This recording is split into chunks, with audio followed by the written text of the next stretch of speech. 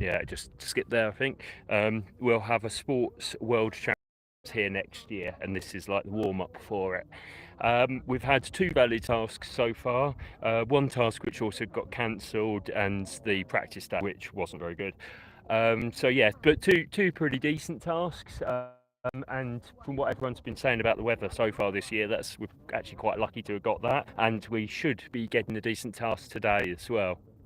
So just to update you on how it's been going for me so far. So yeah, the first valley task was a really good one for me.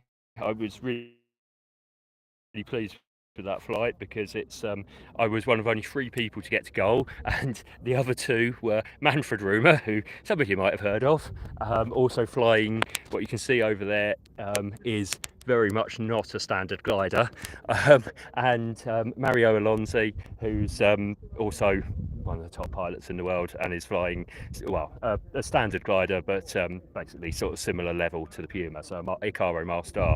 So to have only those 2 ahead of me, I was really chuffed with that. That was a really good day. Oh dear.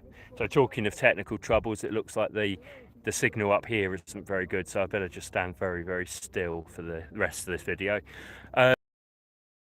So as I was saying, yesterday's task, first half went pretty well actually, and then about halfway around the course my instrument decided to reset itself. I don't know why that was. When we look back at the trace, we can find like there was just over 20 seconds of gap in the GPS trace, so maybe it lost GPS signal and decided to restart the task, or for whatever reason, I'm not sure. But the upshot of that was I was halfway around the course over there. So we fly with an instrument, and it's like a electronic sort of map display, which obviously it shows you where you are over the terrain, it shows you where the turn points are marked graphically. It also has features like it's showing you an arrow in the direction to go to the next turn point, and when you tag a turn point it pings and it changes colour so you know you've got it, and then you go on to the next one. And it also does things like calculating final glide ratio that you need to. Right, this mobile phone signal is pretty patchy, so I don't know how long that cut out for. But as I was saying, I was in the middle of quite a rough thermal. Suddenly, and I'm ready to go to where I kind of know the next turn point is. So I sort of set off following the arrow on my instrument, and suddenly realised, hang on, this isn't the way I should be. I'm going the wrong way here. What's wrong here? Sort of back into the thermal, trying to work out what on earth is wrong with this instrument, and yeah, I managed to sort of work out. Well, I wasn't sure. I thought maybe it's because I've missed the last turn point. It's telling me to go back to that last turn point.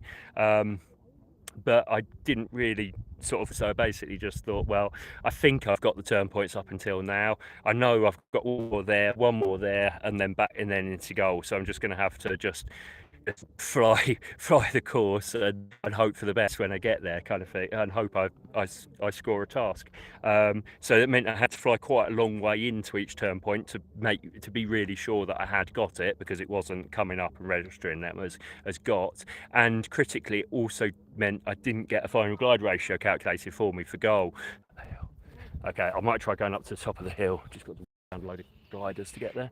Quite busy here. Anyway, yeah, so as you can see, so last turn point I had to fly out into the valley, and then from there you had kind of an option of, we sort of discussed before the flight, it might be possible to go straight to the landing field from there without having to top up, or we might need to come the safer option and soar back along the ridge and guarantee you're going to get in. And of course, because I didn't know what my glide ratio was, and also because there's not a lot of scope for taking it low on that one, because there's a before you get to the landing field, there's a lot of houses and trees and unlandable stuff, so you have to be pretty sure you can make it, and without any instrument telling me. So I took the safe route. I went back to the ridge, along the ridge, but unfortunately, although I'd been behind the leaders, but sort of ahead of most of the pack, actually, most of the way around, and I knew they were still behind me, so I thought, well, I've probably got time to take the safer route. But it turned out I hadn't got time to take the safer route, and while I was coming back along this ridge, I could see out in the valley people overtaking me that were going straight, so I pulled on all the speed I could, but yeah, I was just going a longer distance, so there was no way I was going to make it back. I actually came in about a minute behind the 2 people. although when we got the final scores calculated, I got above one of those on lead points. So yeah, so it's a little bit frustrating that I sort of didn't get fourth yesterday. I was what was I can't remember now, but I was 2 places behind where I could have been if I hadn't had that problem anyway. So that's a little bit frustrating. And then also in the standings, what that's meant is that now, because I was third after the first task, after the second task, because Damien got ahead of me yesterday, he's now third, and I'm very, very close behind him. So basically, it's all to play for on this last task. If I can beat Damien, then I'll be on the podium. If I can't, if Damien beats me, then he'll be on the podium. And if we both race each other too hard and we end up not making it to goal, then it's going to be somebody else is going to have a very lucky day, I think.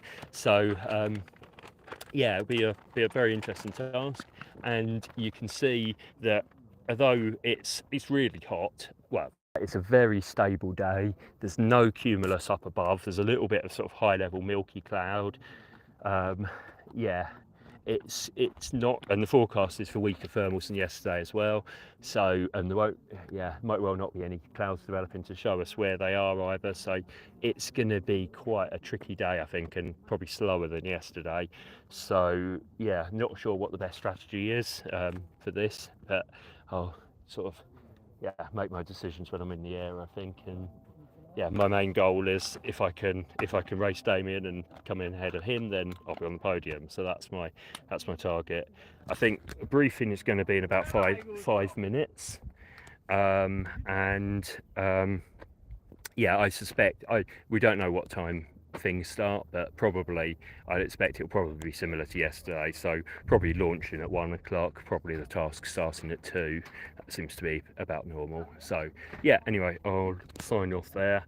I'll put a link to the live tracking in the description again, so you can follow live. Because as I say, this should actually be quite an exciting final day. Oh yeah, so it is probably the final day, although technically tomorrow could be another task. I think given the forecast, yeah, today is the last day.